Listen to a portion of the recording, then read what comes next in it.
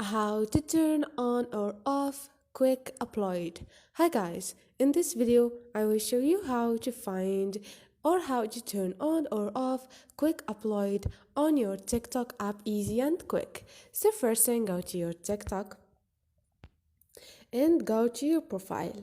Click on those three lines and now click on setting and privacy.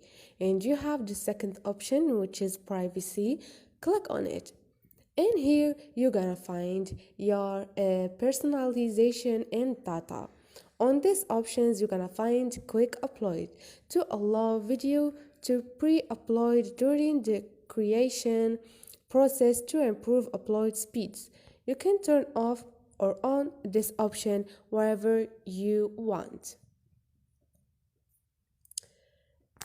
So this is it guys, hope this video was helpful to you. If you like the video, don't forget to subscribe and like.